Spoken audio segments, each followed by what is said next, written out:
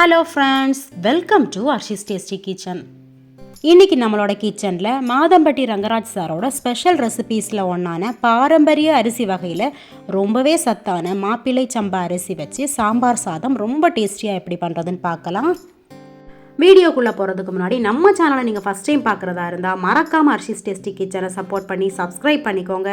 கூடவே இருக்க பெல் ஐக்கானை கிளிக் பண்ணி ஆல்ன்ற பட்டனை ப்ரெஸ் பண்ணிக்கோங்க. அப்போ தான் நான் போடுற புது புது வீடியோஸ் எல்லாம் உங்களோட நோட்டிஃபிகேஷனில் வரும். நீங்களும் ஸ்கிப் பண்ணாமல் பார்க்க முடியும். இப்போ வாங்க வீடியோக்குள்ளே போயிடலாம்.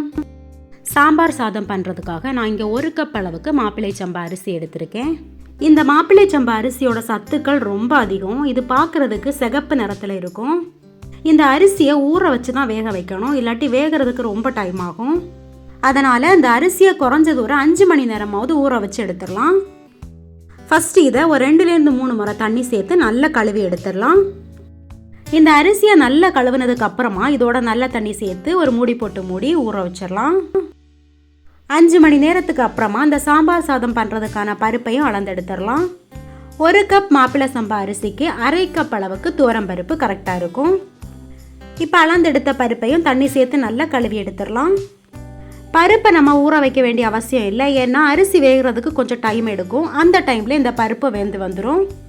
பருப்பும் நல்லா கழுவி எடுத்தாச்சு. இப்போ குக்கரில் நம்ம அரிசி பருப்பு ரெண்டையும் சேர்த்து தான் வேக வைக்க போகிறோம். ஊற வச்சிருந்த அரிசியோட தண்ணியெல்லாம் வடிச்சிட்டு இப்போ நம்ம இதை குக்கரில் சேர்த்துடலாம்.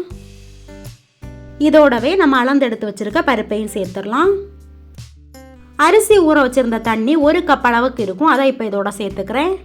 இனி இதோட 5 கப் அளவுக்கு தண்ணி சேர்த்துடலாம். அரிசி ஊற வச்சுருந்த தண்ணியோட சேர்த்து மொத்தமாக 6 கப் அளவுக்கு தண்ணி சேர்த்துருக்கேன். இதோடவே 1/2 டீஸ்பூன் அளவுக்கு உப்பு சேர்த்து வேக வைக்க போகிறோம். உப்பு சேர்த்து நல்லா கலந்து விட்டுட்டு அதுக்கப்புறமா குக்கரை மூடி போட்டு மூடி வேக வச்சிடலாம். ஒரு 6லேருந்து 7 விசில் வச்சு எடுத்துக்கோங்க. அப்போ தான் அந்த அரிசியெல்லாம் நல்லா வெந்து வரும். அரிசி பருப்பு ரெண்டும் வேகிற டைமில் நம்ம இந்த சாம்பார் சாதத்துக்கு தேவையான காய்கறிகளையெல்லாம் நறுக்கி வேக வச்சிடலாம். இப்போ நம்ம புளியை ஊற வச்சிடலாம். பாருங்க, இந்த அளவுக்கு கொஞ்சமாக புளி எடுத்து வெது வெதுப்பான தண்ணியை ஊற்றி ஊற வச்சிடலாம். சாம்பாருக்கு தேவையான காயெல்லாம் கழுவி கட் பண்ணி எடுத்து வச்சுருக்கேன். உங்கள் கையில் என்னென்ன காய்கள் இருக்கோ அதெல்லாம் சேர்த்துக்கோங்க. ஒரு 15 போல் சின்ன வெங்காயத்தை தோல் நீக்கி கட் பண்ணி எடுத்து வச்சுருக்கேன். 2 பச்சை மிளகாய், 3 பல் பூண்டு, 1 முருங்கைக்காய், 2 சின்ன துண்டு அளவுக்கு மஞ்சள் பூசணிக்காய், 1 கேரட், 2 வெண்டைக்காய், 2 பீன்ஸ், 2 அவரைக்காய் இவ்வளவும் கட் பண்ணி எடுத்து வச்சுருக்கேன். 1 உருளைக்கிழங்கு, 1 கத்திரிக்காய் ரெண்டையும் கட் பண்ணி தண்ணியில் போட்டு எடுத்து வச்சுருக்கேன். 2 தக்காளியை கட் பண்ணி தனியாக ஒரு பாத்திரத்தில் எடுத்து வச்சுருக்கேன். காயெல்லாம் கட் பண்ணி ரெடியாக வச்சாச்சு. இப்போ சாம்பார் செய்ய ஆரம்பிச்சிடலாம். ஒரு கடாயை ஹீட் பண்ணி 2 டீஸ்பூன் அளவுக்கு குக்கிங் ஆயில் சேர்த்துக்கோங்க. எண்ணெய் நல்லா சூடானதுக்கப்புறமா இதில் கட் பண்ணி வச்சுருக்க சின்ன வெங்காயத்தை சேர்த்துடலாம். சாம்பாருக்கு எப்போவுமே சின்ன வெங்காயம் சேர்த்துக்கோங்க, அப்போ தான் டேஸ்ட் நல்லாயிருக்கும். பெரிய வெங்காயத்தை விடைக்கும் இந்த சின்ன வெங்காயம் நம்ம உடம்புக்கு ரொம்ப நல்லது. இப்போ இந்த வெங்காயத்தை லைட்டாக செவக்க வதக்கி விட்டுடலாம். இந்த மாப்பிள்ளை சம்பா அரிசியில் கிளைசெமிக் இண்டெக்ஸ் கம்மியாக இருக்கிறதுனால சுகர் பேஷண்ட்ஸுக்கு இந்த அரிசி ரொம்ப நல்லது. அதனால் வெள்ளை சாதம் சாப்பிட்றத விடைக்கும் இந்த சாதம் அதிகமாக எடுத்துக்கோங்க, சீக்கிரமாக ஜீரணமும் ஆகும். சேர்த்த சின்ன வெங்காயம் எல்லாம் ஓரளவு வதங்கியாச்சு. இனி கட் பண்ணி வச்சுருக்க பூண்டு தக்காளி ரெண்டையும் சேர்த்துடலாம்.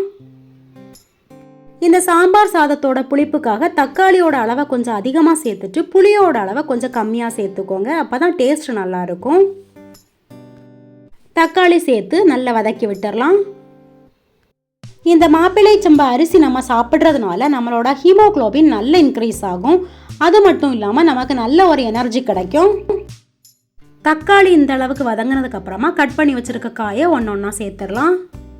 ஃபஸ்ட்டு நம்ம கட் பண்ணி வச்சுருக்க கேரட், உருளைக்கிழங்கு, அதுக்கப்புறமா மஞ்சள் பூசணிக்காய் 3ஐயும் சேர்த்துடலாம். சேர்த்த காயெல்லாம் கொஞ்சம் வதங்கினதுக்கு அப்புறமா மற்ற காய்கறிகளை சேர்த்துப்போம். இனி கட் பண்ணி வச்சுருக்க மிச்ச காய்கறிகளை எல்லாம் சேர்த்து எண்ணெயிலே 1 நிமிஷம் நல்லா வதக்கி விட்டுடலாம். வெண்டைக்காய், முருங்கைக்காய், கத்திரிக்காய்லாம் சீக்கிரமாக வெந்துடும், அதனால தான் இதை லாஸ்ட்டாக சேர்த்துருக்கோம்.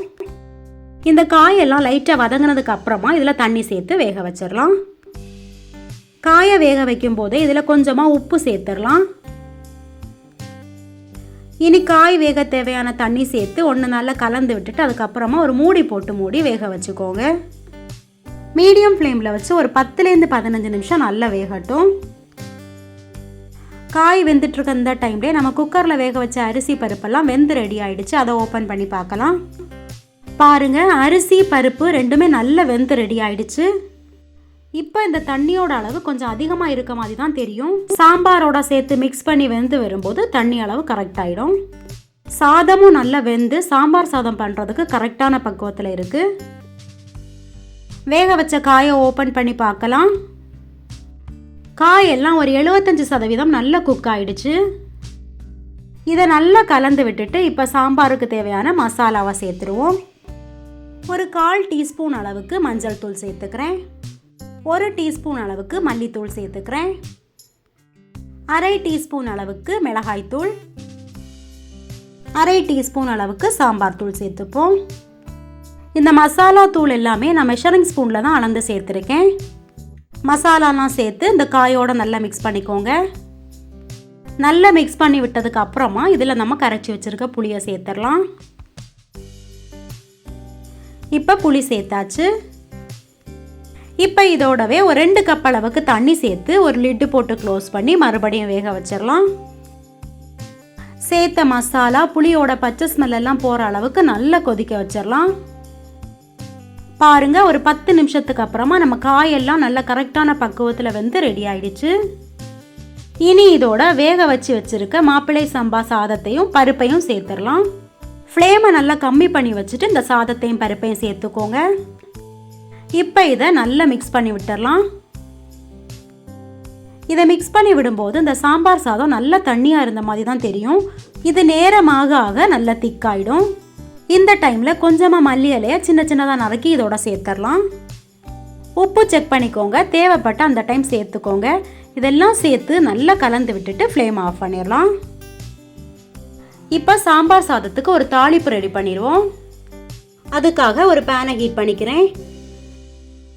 பேன் நல்ல சூடானதுக்கு அப்புறமா 1 டீஸ்பூன் அளவுக்கு தேங்காய் எண்ணெய், 1 டீஸ்பூன் அளவுக்கு நெய் சேர்த்துக்கிறேன். நெய் நல்லா உருகுனதுக்கு அப்புறமா 1 டீஸ்பூன் அளவுக்கு கடுகு, ஒரு 1/4 டீஸ்பூன் அளவுக்கு வெந்தயம் சேர்த்துடலாம். 2 காஞ்ச மிளகாவை கிள்ளி சேர்த்துக்கிறேன். ஒரு 1/4 டீஸ்பூன் அளவுக்கு பெருங்காயத்தூள் சேர்த்துப்போம். வாசனைக்காக ஒரு கொத்து கருவேப்பிலை சேர்த்துட்டு ஃப்ளேம் ஆஃப் பண்ணிடலாம். இப்போ இந்த தாளிப்பை சாம்பார் சாதத்தோட சேர்த்து நல்லா கலந்து விட்டுக்கோங்க. நெய்யெல்லாம் சேர்த்து தாளிச்சிருக்கிறதுனால இந்த சாம்பார் சாதம் நல்ல மணமாகவும் டேஸ்டாகவும் இருக்கும். பாத்திரம் ஃபுல்லாக இருந்ததுனால மிக்ஸ் பண்ண முடியலை, அதனால் இதை ஒரு குக்கரில் மாற்றிட்டு நல்லா மிக்ஸ் பண்ணிக்கிறேன். அவ்வளவுதாங்க, ரொம்பவே ஆரோக்கியமான மாப்பிள்ளை சம்பா அரிசி வச்சு சாம்பார் சாதம் ரெடி ஆயிடுச்சு. இந்த சாம்பார் சாதத்தோட ஒரு அப்பளம் வச்சு சாப்பிட்டு பாருங்க, ரொம்ப டேஸ்ட்டாக இருக்கும். இதே போல் நீங்களும் உங்கள் வீட்டில் சிறுதானிய அரிசி வச்சு சாம்பார் சாதம் செஞ்சு பாருங்கள். இந்த வீடியோ உங்கள் எல்லாருக்கும் கண்டிப்பாக பிடிச்சிருக்கும்னு நினைக்கிறேன். இந்த வீடியோ உங்களுக்கு பிடிச்சிருந்தா நம்ம சேனலுக்கு சப்போர்ட் பண்ணி இந்த வீடியோக்கு ஒரு லைக் கொடுங்க. அப்படியே உங்கள் ஃபேமிலி அண்ட் ஃப்ரெண்ட்ஸோட ஷேர் பண்ணுங்கள். Thanks for watching.